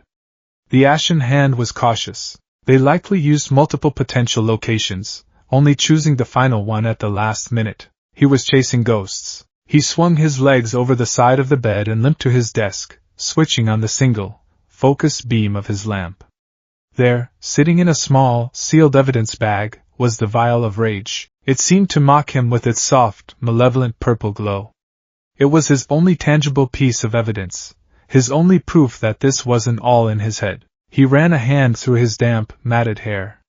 He was hitting a wall, and the wall was a sheer, monolithic cliff of his own limitations. He was an analyst, a strategist. He could observe, deduce, and execute, but he could not conjure information from thin air. The ashen hand was a network, a web, and he was just one man trying to pull at a single, frayed thread. They could be anywhere, everywhere. To find their nexus, he needed more data, more eyes, more access. His mind, ever the pragmatist, cycled through the logical next steps, dismissing each one with cold, brutal efficiency. Option 1, go to the police. He imagined walking into a precinct. Hello, I have information about a new drug syndicate called the Ashen Hand. They'd ask for his source. He would have to say he beat it out of a man in an alley. They'd ask for his evidence. He'd have to produce a vial of an unknown substance that he had stolen from a crime scene. They would stop investigating the Ashen Hand and start investigating him. He'd be arrested for assault, theft, and vigilantism before he could even mention his quirk. Useless. Option 2, inform the Shiketsu staff. He pictured himself in front of Ms. Nagato or, even more dauntingly, the school principal. He would be confessing to weeks of breaking curfew, illegal quirk use in a public setting, and engaging with active criminals. He would be presenting himself as a direct contradiction to everything Shiketsu stood for. They wouldn't see a proactive hero in training, they would see a reckless, insubordinate liability. His expulsion would be swift and absolute. His dream, the entire foundation of his life's path, would be obliterated. Unacceptable. Option 3, contact an underground pro-hero directly. Eraserhead. The man who had unknowingly set him on this path. Could he find a way to anonymously tip him off? Perhaps.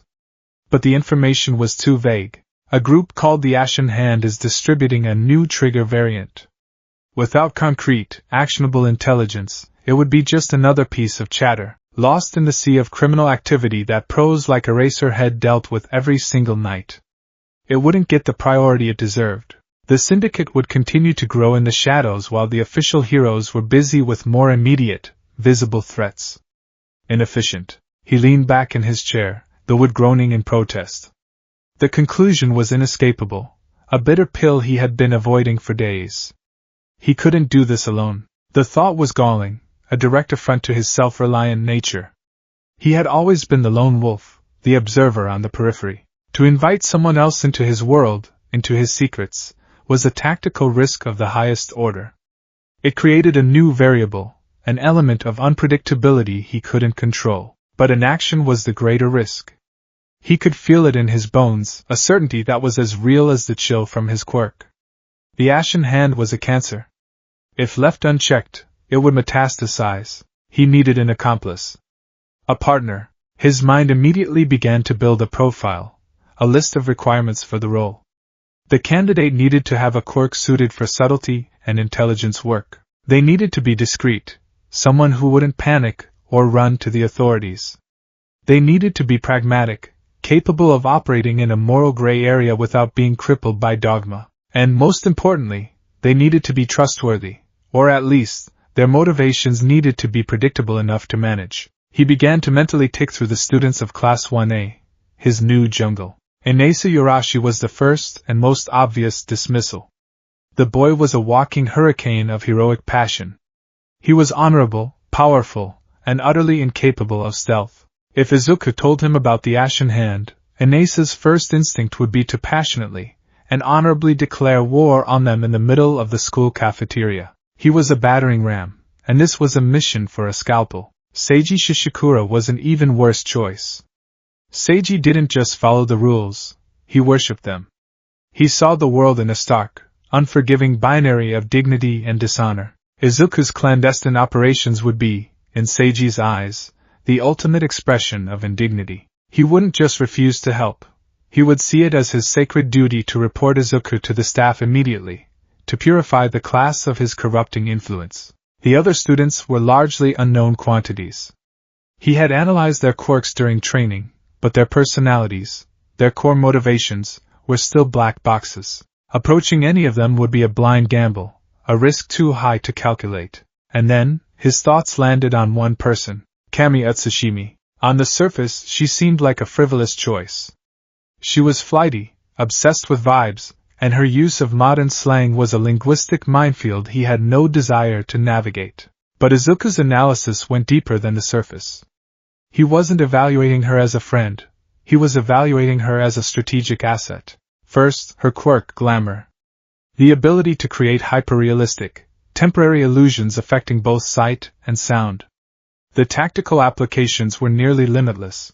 She could create diversions, manufacture false alibis, disguise their appearances, and most intriguingly, generate false scenarios for interrogations. She could make a captured criminal believe they were in a police station, or that their boss was in the room with them, or that the building was on fire. It was a tool of psychological warfare that complemented his own fear-based tactics perfectly. Second, her personality. She was observant. She had pegged him as a black hole of social interaction with unnerving accuracy. She saw things others missed. But her observations weren't judgmental. She wasn't bound by the rigid codes of Inasa or Seiji. She seemed to operate on her own frequency, more amused by the world's strangeness than concerned with enforcing its rules. She had seen his flagrant disregard for social norms and called it a power move. This suggested a mind that was flexible, perhaps even appreciative of an unconventional approach. Third, and most importantly, she had demonstrated discretion. She was chatty, but her chatter was mostly fluff. She hadn't gossiped about his entrance exam performance beyond the initial "everyone's talking about you." She had kept his social shutdowns of Inasa and Seiji as an observation between the two of them. She could keep a secret, he suspected, if she thought the secret was interesting enough. The final piece of the puzzle clicked into place. His decision to approach her would, in itself, be a powerful tool. He was, as she had put it, a social black hole. For him to voluntarily choose to bring someone into his orbit was an unprecedented event. It was an act of trust. And an act of trust, when offered by someone who never offers it, has immense value. He could leverage that value to secure her cooperation. The plan was audacious, dangerous, and hinged entirely on his reading of a girl he barely knew. It was the best option he had. Finding the right time and place was critical. He couldn't approach her in the dorms or the crowded halls. He needed a controlled environment, somewhere quiet, private, and with limited avenues of escape should the conversation go poorly. The school library? It was perfect. A vast, silent cathedral of knowledge, its towering shelves created a maze of secluded aisles and isolated reading carrels. It was a place where hushed, serious conversations were the norm. He waited 2 days, observing her schedule. He learned that she spent her Tuesday afternoons in the nonfiction section, usually browsing books on art history and fashion theory, a detail that seemed both utterly in character and strangely incongruous with her hero training. He found her in a deserted aisle dedicated to 20th century European design. She was sitting cross-legged on the floor, her cap lying beside her, a thick book open in her lap. She was so engrossed that she didn't hear him approach, his soft-soled shoes making no sound on the polished linoleum. He stood there for a moment, a silent shadow at the end of the aisle, running the opening script through his mind one last time. "Utsushimi-san," he said. His voice, even at a low volume, was sharp enough to make her jump. She looked up, her eyes wide with surprise, before a lazy grin spread across her face. "Whoa, Midoriya. You, totally ninja'd me. I literally didn't even feel you there. What's up? Did you get lost on your way to the criminology section?" He ignored the jibe and walked closer, his expression unreadable. He stopped a few feet away, making sure they were completely shielded from view by the towering bookshelves on either side.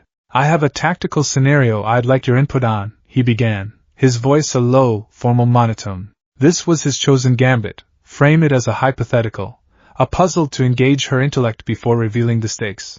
Cammy blinked, tilting her head. She slowly closed her book, marking her page with a finger. A tactical scenario? Is this for, like, an extra credit assignment for Nagato-sensei? 'Cause if it is, I totes forgot about it. My bad. It is not for a class, he said, his gaze intense. Consider it a thought experiment. Imagine a hostile syndicate. Small, but organized and growing rapidly. Their ideology is centered on the liberation of quirks from societal control. They are clandestine, operating through a network of dead drops and anonymous agents.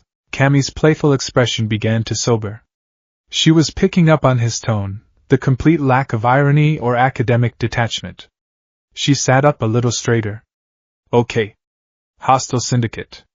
Got it. Sounds like supervillain. Why? This syndicate, Izuku continued, his voice dropping even lower, is producing and distributing a new biochemical agent, a significantly more potent variant of the drug trigger, which causes extreme quirk amplification and a near-total loss of control. This agent is the syndicate's primary tool for sowing chaos and recruiting new members. The last vestiges of Cammy's amusement vanished.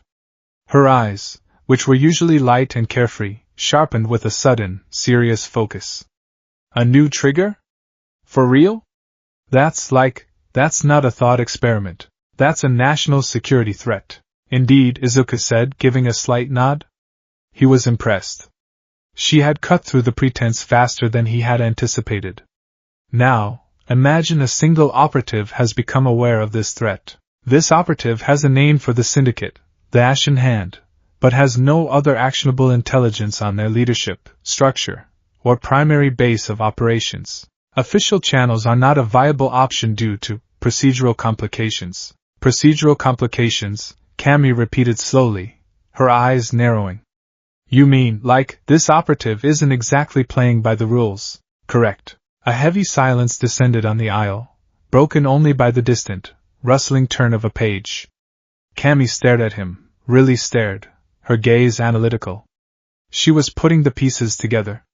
His secrecy, his late-night exhaustion that he tried so hard to hide. His unconventional methods. This isn't a game, is it, Midoriya? She asked, her voice barely a whisper.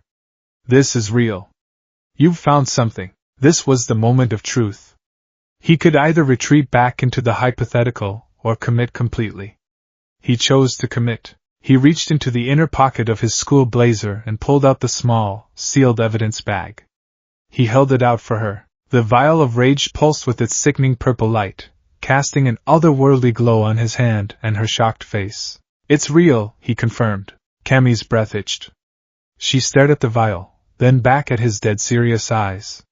The full weight of what he was telling her crashed down on her. This wasn't a school exercise. This was life and death. This was the dark, messy reality of the world they were training to enter. Where did you get that? She stammered. From a street-level dealer. I stopped the transaction and acquired this sample, he said, deliberately omitting the violent, terrifying details of the interrogation. They are organized, and they are moving faster than I anticipated. I have hit an intelligence gap. I cannot proceed alone. He put the vial away and looked her directly in the eye. Now came the final, most crucial part of his pitch. The appeal to her, specifically, Utsushimi-san. Your quirk, glamour, is not merely for show. It is a sophisticated tool for psychological manipulation and intelligence gathering. You can create diversions on a city block scale. You can craft illusions so convincing they can bypass human and electronic surveillance. You can project false realities to extract information without leaving a single physical mark. Your ability is the perfect key to unlock the locks I am currently facing. He paused, letting his words sink in. He had analyzed her quirk not as a party trick, but as a weapon. He was showing her that he saw her true potential. Furthermore, he continued, his voice softening almost imperceptibly, in the time we have been classmates, I have observed your behavior. You are perceptive, but you are also discreet. You process information without broadcasting it. Your social persona is, in itself, a form of misdirection. I have concluded, he said, the words feeling strange and foreign on his tongue, that you are trustworthy. Cammy just stared at him, her mouth slightly agape. For a full 10 seconds she was speechless. Izuku Midoriya, the boy who spoke in tactical briefings, who moved like a ghost, who treated social interaction with the enthusiasm of a bomb disposal expert, had not only just revealed a massive, dangerous secret to her, but had also delivered what was, in his own bizarre way, a profound compliment. He hadn't just asked for help, he had explained, with clinical precision, exactly why she was the only one he could ask. He trusted her skill, her mind, and her character. A slow smile spread across her face, but it was different from her usual one. This one was sharper, filled with a dawning excitement and a flicker of genuine danger. A secret mission, she breathed, the words full of awe. A real-life, totally illegal, underground spy mission to take down a secret drug syndicate, with you. She looked from his intense, waiting face to the spot where the vial had been. She thought about the dull routine of classes, the repetitive training exercises, the endless lectures on dignity and form. Then she thought about this. Real stakes. Real impact. A real secret. That, she said, her voice dropping to a conspiratorial whisper, is, like, way more vibey than regular homework. She unfolded her legs and stood up, brushing off her skirt. She looked him right in the eye, her expression now a perfect match for his own seriousness, albeit with a spark of thrill-seeker's glee. "'Kay, I'm down," she said, her voice firm. "I'm in." "What's the plan, boss?" A wave of relief so profound it almost buckled his knees washed over Izuku. He had calculated correctly. The variable had been stabilized. He wasn't a lone operative anymore. He had an ally. "Not boss," he corrected her, his mind already shifting back to tactical mode. "Partners. And our first objective is to place a tracking device on the next distributor. I have a lead on a potential transfer scheduled for tomorrow night." The next night was cold and clear, the stars obscured by the hazy orange glow of the city. The air near the southern docks tasted of salt, brine, and diesel fumes. Izuku and Kami lay prone on the flat, gravel-covered roof of a 4-story refrigerated warehouse, peering over the edge. Below them was a vast, poorly lit marshalling yard filled with rows of shipping containers and parked semi-trucks. It was a labyrinth of metal and shadow. They were both in their dark civilian gear, their faces obscured by hoods and shadows. Izuku had a pair of high-powered, night vision binoculars pressed to his eyes, scanning the yard with methodical sweeps. "Target area is the clearing near the crane, designation point Alpha," he murmured, his voice a low rumble. "Based on the dealer's intel, the transfer should happen within the next 30 minutes. The seller will be in a black commercial truck. The buyer is an unknown." "Roger that," Kami whispered back. She wasn't looking at the yard. She was focused on their immediate surroundings. A faint, almost imperceptible shimmer surrounded them, like the heat haze on a summer road. It was her quirk at work, a subtle illusion that bent the light and muffled any small sounds they might make, rendering their position on the rooftop virtually invisible to a casual observer. It was a simple, low-energy application of her power, but a brilliant one. It was their first act of true synergy, and it was flawless. "The shimmer is a good touch," Izuku admitted, not taking his eyes off the yard. "It distorts our outlines effectively." "Duh," she replied, a hint of a grin in her voice. "Basic Camel 101. Gotta look good, even when you're, like, not being seen at all." They fell into a comfortable, professional silence. Izuku was impressed by her discipline. In this new, high-stakes environment, her flighty persona had been shed like a skin, revealing a core of calm, focused competence. She was a natural at this. 20 minutes later, a black, unmarked box truck rolled into the yard and parked at Point Alpha.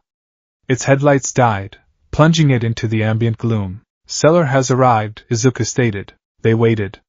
5 minutes later, a sleek, dark sedan with tinted windows pulled up opposite the truck. "That's our buyer," Kami whispered. 2 figures got out of the truck, and 1 got out of the sedan. A briefcase was exchanged for a duffel bag. The whole transaction took less than a minute. The man with the briefcase got back into the sedan. "Okay," Izuku said, his voice tight with focus. "The sedan is our target. We need to plant the tracker before it leaves the yard. Problem: it's a 150-foot run across open, illuminated ground to get to it. I can't cross that without being seen, so we give them something else to look at," Kami said immediately, her eyes gleaming with inspiration. "A distraction? A big one." Keep your eyes on the sedan. I'm gonna give you an opening. Be ready to move the second it happens. Before Izuku could ask what she had in mind, she closed her eyes. She put 2 fingers to her temple, concentrating. Down in the yard, the driver of the sedan was just getting behind the wheel. The men in the truck were preparing to leave. Suddenly, at the far end of the yard, near the main gate, a new light appeared. It was a flickering, unnatural green fire, which coalesced into the shape of a man, or rather, a monster. The illusion was terrifyingly realistic, a hulking, reptilian creature with glowing green eyes and smoke curling from its nostrils. It let out a deafening, guttural roar, a sound that was pure illusion, but one that echoed off the shipping containers with bone-jarring reality. Every single person in the yard, the men from the truck, the man in the sedan, whipped their heads toward the sound. Guns were drawn. "What the hell is that?" one of them yelled, his voice laced with pure panic. "Is that a pro? A villain?" It was the perfect diversion. In the instant that every eye was drawn to the illusory monster, their own bodies cast long, dark shadows across the yard. Shadows that pointed directly away from Izuku and Kami's position. "Now, Midoriya! Go!" Kami hissed. Izuku didn't need to be told twice. The world was now a perfect highway of darkness for him. He plunged into the shadow of the rooftop's ledge. Step. He emerged from the shadow of a tall stack of shipping containers 70 feet away. The men were still yelling, distracted by the roaring monster illusion. Step. He reappeared in the sliver of darkness directly beneath the target sedan's chassis. The cold, oily smell of the undercarriage filled his senses. He was completely hidden. He pulled a small, disc-shaped object from his pocket. It looked like a simple piece of black plastic, but it was a marvel of his own design. A piece of his own shadow, solidified and compressed around a tiny, passive listening device, all held in a state of permanence by a sliver of his will. He slapped the shadow beacon onto the car's frame. It clung magnetically, and then, with a final push of his quirk, it seemed to melt into the car's own shadow, becoming functionally invisible. It would emit a faint, psychic pulse that only he could sense, giving him its general location as long as it remained in darkness. He heard the car door slam shut above him. The engine roared to life. Step. He plunged back into the shadow of the car, and an instant later, re-emerged in the shadow of the rooftop ledge, appearing beside Kami as if he had never left. The entire operation, 3 shadow steps and planting the beacon, had taken less than 4 seconds. "It's done," he breathed, his heart hammering from the exertion and the adrenaline. Kami grinned, a bead of sweat trickling down her temple from the concentration. Sweet. She let the illusion of the monster flicker, roar one last time, and then dissolve into a shower of green sparks, as if it had teleported away. Down below, the thoroughly spooked dealers didn't wait around to investigate. The sedan screeched out of the yard in one direction, the truck in the other. They lay on the roof for a long moment, the silence of the now empty yard washing over them. The cool night air felt electric. "Okay," Kami said, finally breaking the silence as she sat up.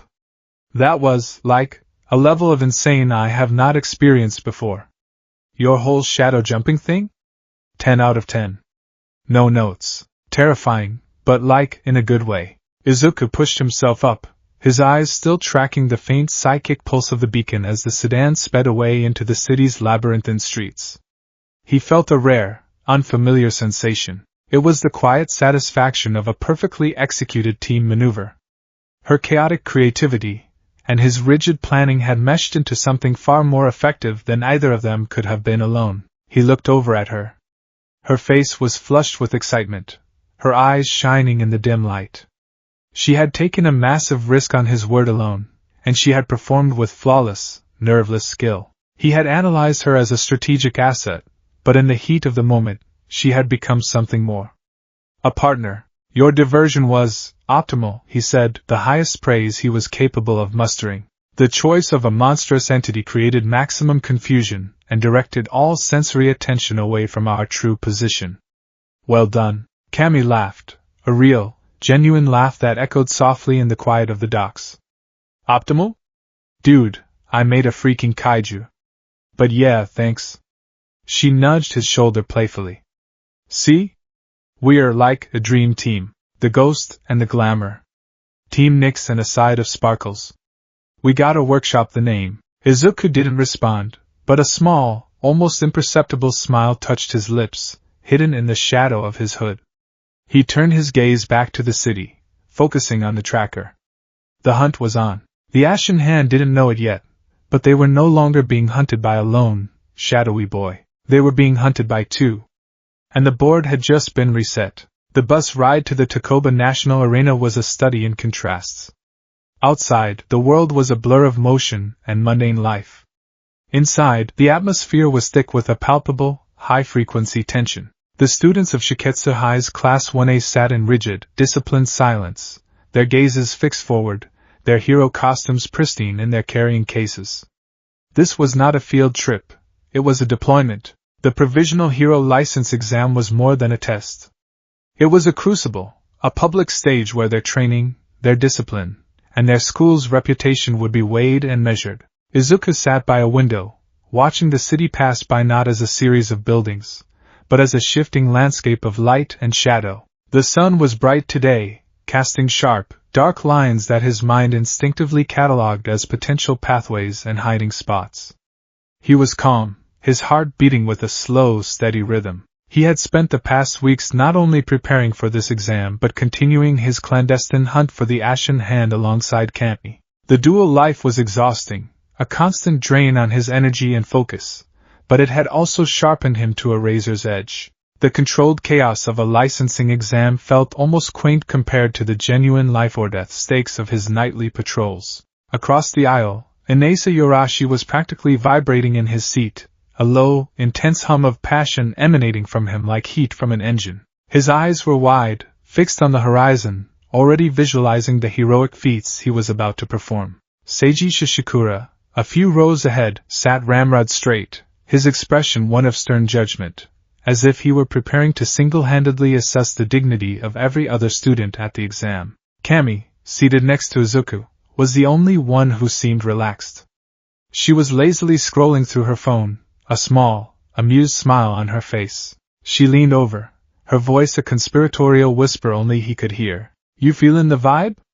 It's like so much pressure in here you could make diamonds." Everyone's wound up tighter than a drum. "It's a high-stakes environment," Izuku murmured back, his gaze not leaving the window. "Anxiety is a logical response."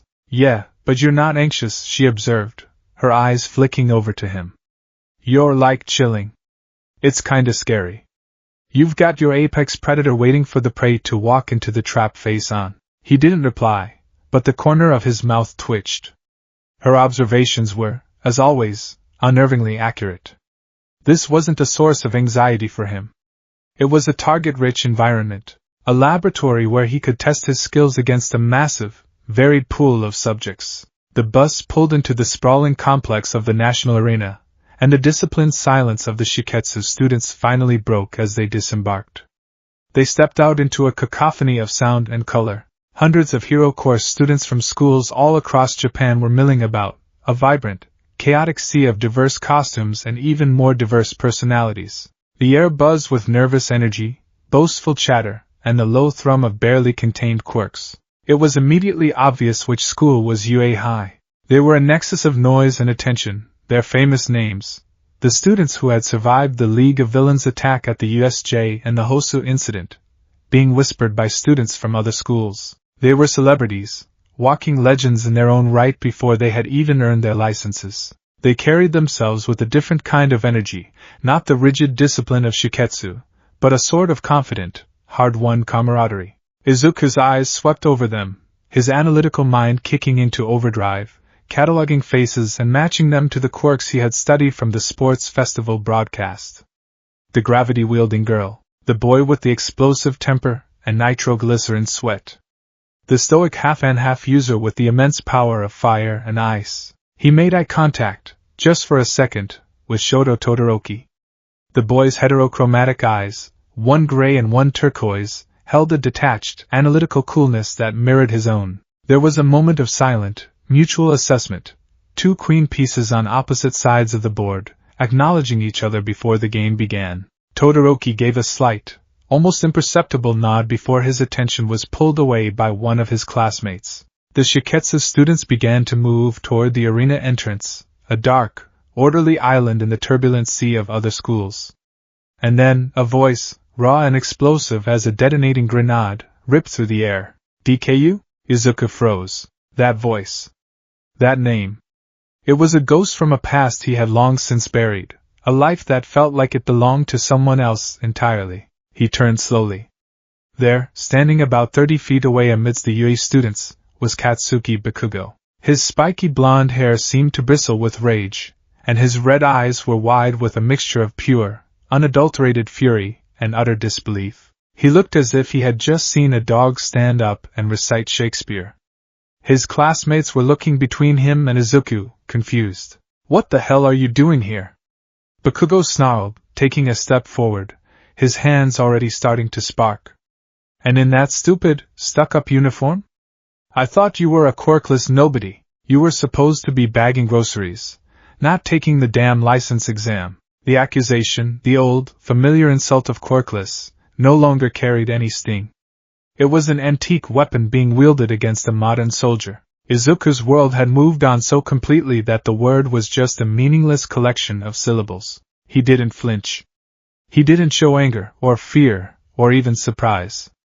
He simply looked at the fuming boy who had once been the center of his universe, the tormentor and idol who had defined his childhood. He saw him now not as Kaken, but as a tactical problem. Quirk, explosion. Volatile. Highly destructive. Prone to rage.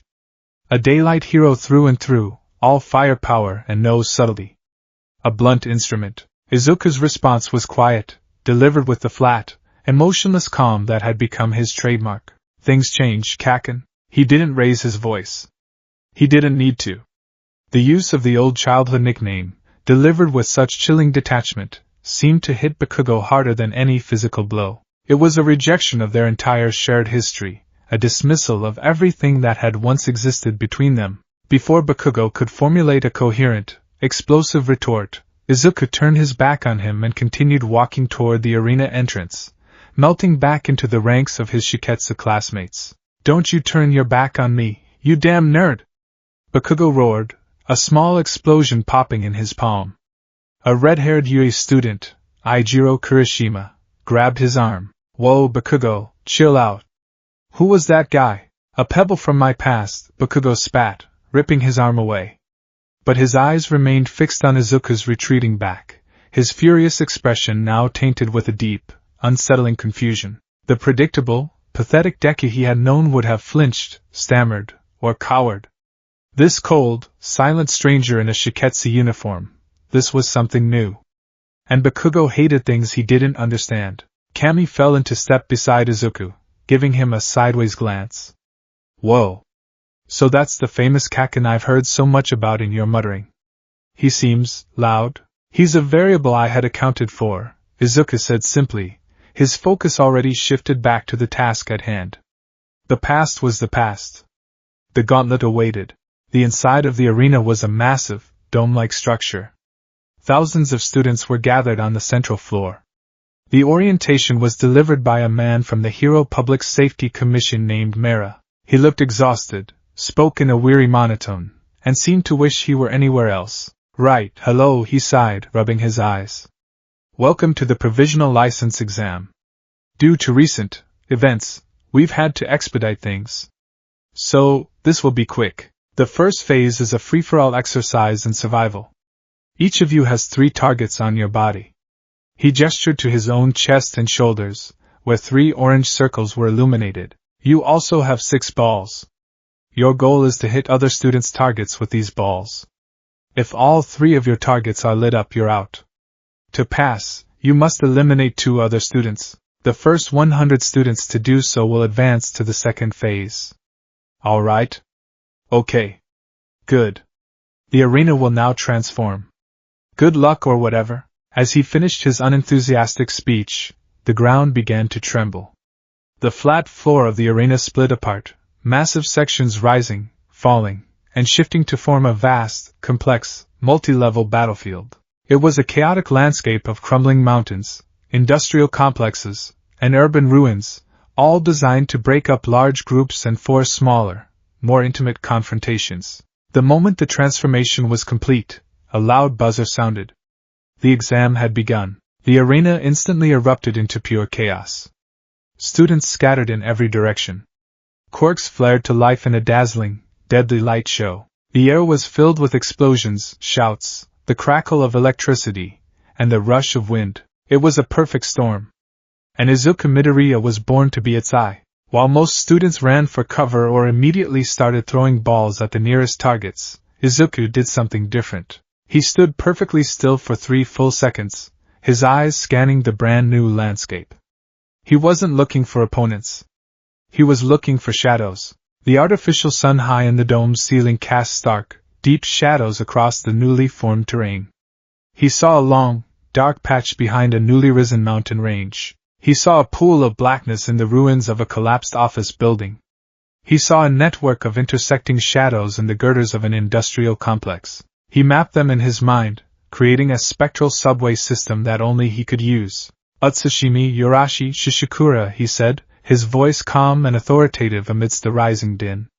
Standard Shiketsu Doctrine. We operate as a unit until individual action is required. Yorashi, you are our vanguard. Create a defensive perimeter. Shishikura, you are our close-quarters defense. Utsushimi, prepare for misdirection. I will be conducting reconnaissance. Inesa, for once, didn't argue. The order and clarity in Izuku's voice cut through the chaos. A passionate plan.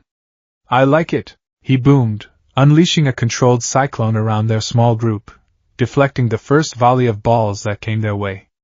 Seiji nodded grimly, already scanning for threats. Don't get yourself eliminated, mystery man, Kami said with a wink. I don't intend to, Izuku replied. He then turned to the nearest large shadow, one cast by a huge, jutting piece of rock, and sank into it. The world dissolved into cold, silent blackness. He was gone. He emerged a moment later, 500 feet away, rising from a shadow in a different quadrant of the arena entirely. He was on a high ledge overlooking a massive, open field where dozens of students were engaged in a frantic, disorganized melee.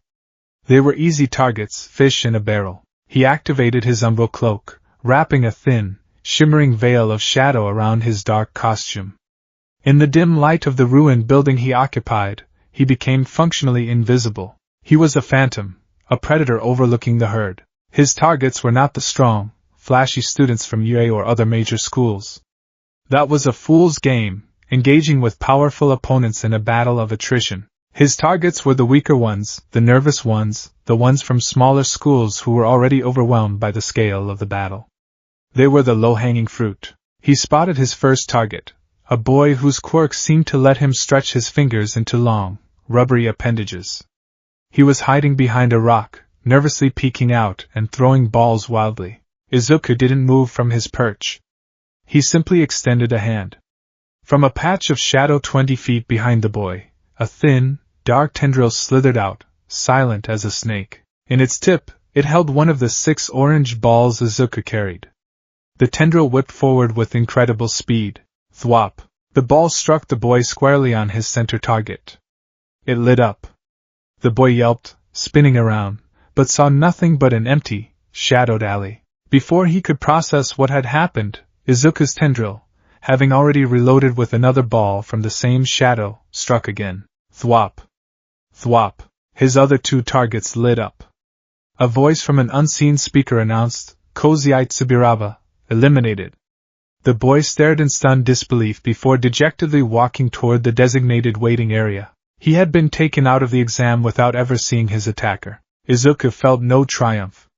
It was simply a task completed. 1 down, 1 to go. He repeated the process with ruthless efficiency. His gaze swept the battlefield, identifying isolated, distracted students. A girl whose quirk created small, fragrant puffs of smoke was his next target. A long-range shadow tendril, emerging from the shadow of a different ruined wall, tagged her 3 times in quick succession. Shiozaki Ibara, eliminated. He was a ghost in the machine, a sniper using the entire arena as his weapon. He didn't need to expose himself. He didn't need to engage in direct combat. The shadows were his limbs, the darkness his camouflage. He was fighting a different war than everyone else. His 2 eliminations were secured in less than 3 minutes. The robotic voice announced his success. Izuku Midoriya passed. His objective was complete. He could have retreated to the waiting area and safely watched the rest of the exam unfold. But that wasn't his mission. His mission was to gather data, and his secondary, unspoken mission was to ensure his teammates passed. He used his shadow step to return to his team's initial position. Inasa's wind wall was holding strong, but they were drawing a lot of attention. A large group from Ketsubutsu Academy had coordinated an assault on them. Status? Izuku asked, his form materializing from a shadow behind Kami. She jumped, startled. Geez! A little warning next time, she hissed. We're pinned. They're trying to overwhelm Inasa's vortex. Seiji's taken out one, but they've got some guy who can make the ground sticky, so we can't move. Izuku assessed the situation.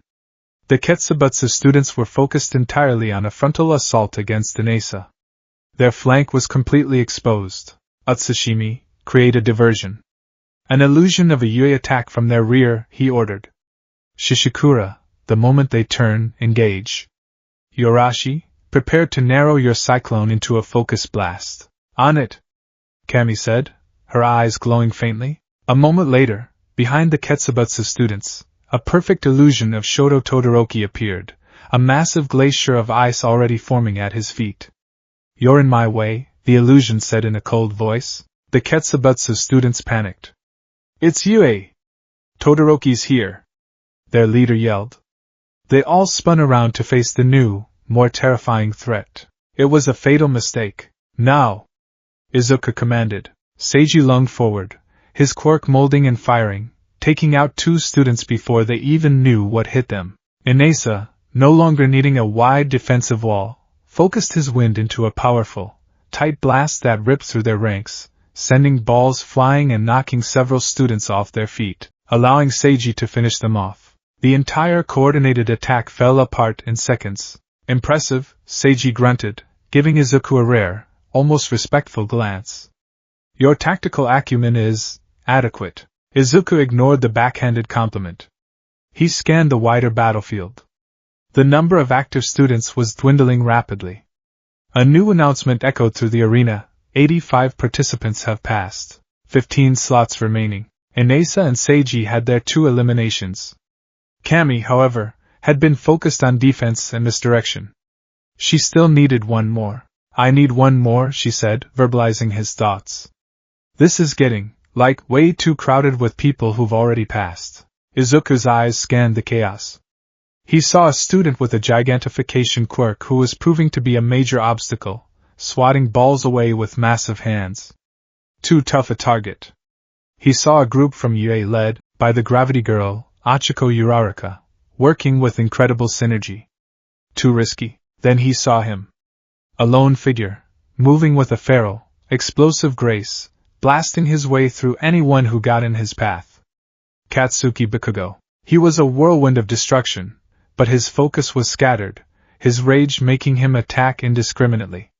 He was currently roaring at a student from another school, his back completely exposed. It was a perfect, almost poetic opportunity. Utsushimi, Izuku said, his voice flat. Target at 3 o'clock. The explosive UA student. He's open. Kami followed his gaze and her eyes widened. Him? Are you crazy? He'll, literally explode me. He's distracted, Izuku stated calmly. His situational awareness is compromised by his emotional state. He will not see it coming. Use a curved trajectory. Bounce the ball off the wall to his left. He will be looking to his right. Kami hesitated for a fraction of a second, then nodded, a determined look on her face. Okay. Trusting you, mystery man. She took aim, not at Bakugo, but at a concrete wall about 15 feet to his left. She threw the ball with a practiced, smooth motion. It sailed through the air, hit the wall, and ricocheted at a perfect angle. Thwop. The ball struck Bakugo squarely on one of his back targets. He spun around, a furious snarl on his face, his eyes scanning for the attacker. Who the hell? He saw nothing. Kami was already hidden behind Inasa's swirling wind, and Izuku had melted back into the shadows. Bakugo's furious gaze swept the area, but there were dozens of students, any one of whom could have been the culprit. He let out a frustrated roar and blasted another random student out of sheer spite. Cammy let out a shaky breath. Okay, that was terrifying. He looks at you like he wants to eat your soul. A robotic voice announced her success. Cammy Utsushimi passed. All 4 of them had made it. As one of the last groups to finish, they headed toward the waiting area, an elevated platform overlooking the chaotic remnants of the battlefield. As they ascended the ramp, Izuku felt a pair of eyes on him. He turned his head slightly and saw Bakugo glaring at him from across the arena floor. There was no proof, no evidence, but Bakugo knew. Somehow, he knew that the cold, silent stranger from his past was connected to the attack that had just blindsided him. His glare was a promise of future violence. Izuku met his gaze for a moment, his own expression unreadable behind his visor, and then turned away.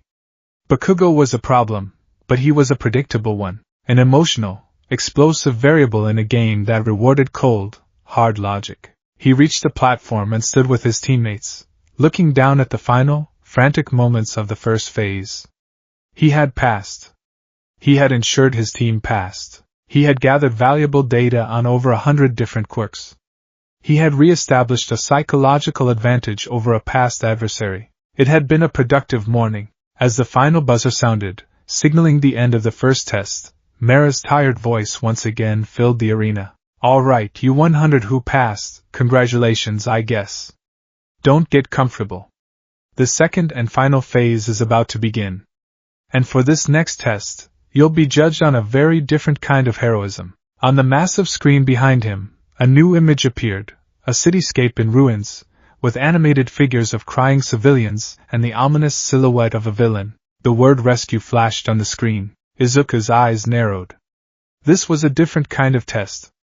Not a battle of attrition or stealth, but one of empathy and efficiency. And in a disaster scenario, when the cameras were off and the screams were real, his brand of quiet, unseen heroism might just have its moment to shine. The gauntlet was only half run.